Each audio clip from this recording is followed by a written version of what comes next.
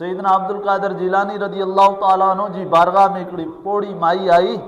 सैयदना अब्दुल कादिर जिलानी खे चवण लॻी, ए अब्दुल कादिर जिलानी, मुंहिंजो बचिड़ो आहे उहो दरिया में गर्क थी वियो आहे, काफ़ी टाइम गुज़री वियो आहे, मूंखे मुंहिंजो बचिड़ो वापसि कराए ॾे, मूंखे मुंहिंजो बचिड़ो वापसि कराए ॾे। सैयदना अब्दुल कादिर जिलानी रज़ी अल्लाह ताला अन्हु फरमायो, अम्मा तव्हां घर वञो, तव्हांजो बचिड़ो घर पहुची वेंदो। उहा माई घर पहुती आहे, पर हुनजो ॿारु घर न पहुतो। ॿिए ॾींहुं वरी सैयदना अब्दुल कादिर जिलानी जी बारगाह में आई, साईं तव्हां वटि कल्ह बि आई हुअसि, दुआ करियो त मुंहिंजो बचिड़ो सलामत घर पहुचे। साईं फरमायो त हली वञ, अॼु तुंहिंजो बचिड़ो घर अची वेंदो।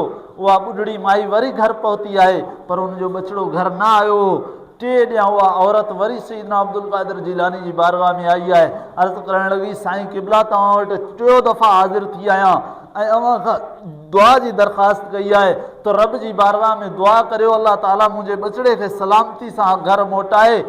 सैयदना अब्दुल कादिर जिलानी फरमायो, अम्मा अॼु तव्हां घर वञो, घर वञण खां पहिरियां तव्हांजो पुटु तव्हांजे घर में मौजूदु हूंदो। त उहा औरत जेॾीमहिल घर पहुची वई, ॾिठई त हुनजो बचिड़ो वाक़ई घर में मौजूदु हुयो।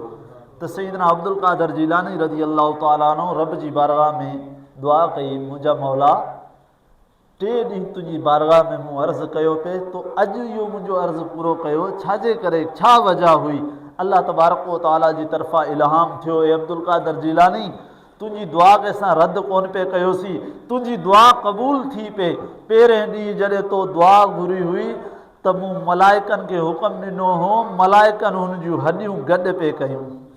ॿिए ॾींहुं जॾहिं तो दुआ घुरी हुई त मूं उन जे जिस्म में रूह फूके करे उनखे ज़िंदा कयो हो। टे ॾींहं जॾहिं तो दुआ घुरी हुई त मलाइकनि खे मूं हुकुम ॾिनो, मलाइक उनखे उनजे घर छॾे आया।